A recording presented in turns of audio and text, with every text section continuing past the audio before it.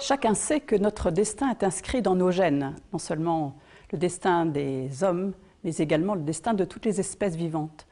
Donc il est très important de comprendre ce qu'il y a dans un gène et ce qu'est un gène.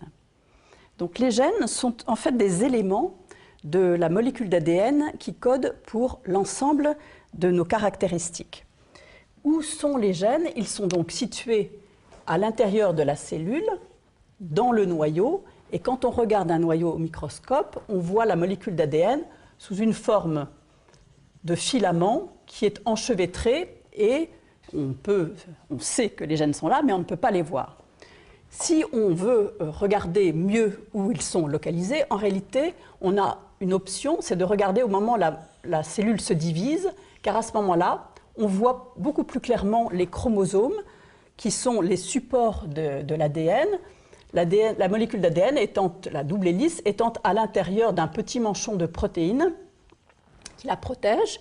Et en tout, nous avons dans l'espèce humaine 23 paires de chromosomes qui nous viennent pour l'un 23 du père, 23 de la mère. C'est vrai dans toutes les espèces sexuées, mais le nombre de chromosomes varie d'une espèce à l'autre. Si on regarde, on déplie cette molécule d'ADN qui est dans chacun des chromosomes, jusqu'à l'extrême, on peut voir que ce filament est en fait un filament qui est composé d'une chaîne de petites molécules qui sont les acides désoxyribonucléiques, c'est pour ça qu'on appelle ADN. Et cette chaîne d'ADN est faite de 4 lettres d'un code qui va être lu pour fabriquer une protéine. Il y a comme ça, dans l'ensemble de nos 23 chromosomes, si on déroule toute la molécule d'ADN, environ 3 milliards de ces lettres. Donc ça, c'est l'immense livre de la vie.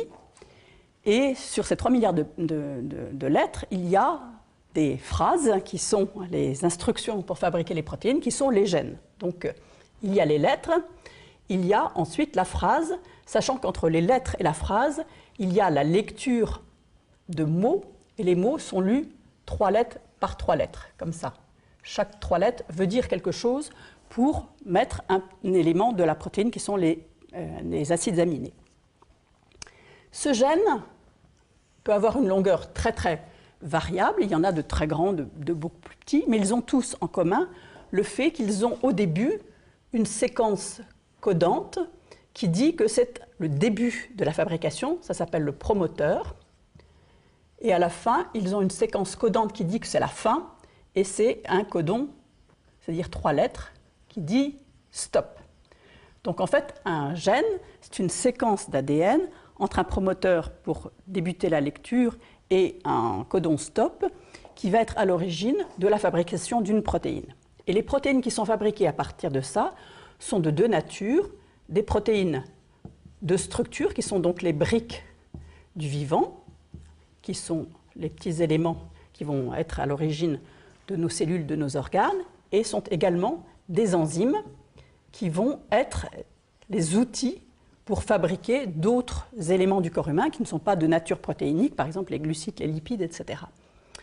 Donc ces gènes sont communs à toutes les espèces vivantes, mais toutes les espèces vivantes n'ont pas exactement la même forme du gène, mais on peut dire que tous les gènes principaux se retrouvent dans toutes les espèces. Et donc, ce que font souvent les généticiens, quand ils veulent comprendre dans une espèce comment fonctionnent les gènes, c'est de comparer les gènes entre eux, et il y a généralement une partie commune à toutes les espèces quand on les compare, et puis des parties variables qui sont plus ou moins grandes. Par exemple, là, ça serait l'homme qui aurait rajouté un petit élément, et puis ça serait le singe, et puis ça serait la souris, qui aurait également une partie là, etc., variable. Mais il y a toujours, ou ça peut être un arbre quelconque, il y a toujours une partie commune et une partie variable qui fait que ces parties-là vont témoigner de l'histoire de l'évolution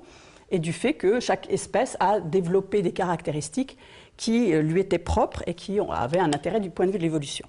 Donc nous avons tous les mêmes gènes, mais nous n'avons pas exactement la même forme du gène, y compris à l'intérieur d'une même espèce, ce qui fait que nous sommes tous différents. Donc les gènes sont bien à l'origine de la vie et de et de notre destin, et il y a une infinité de possibilités pour définir les caractères.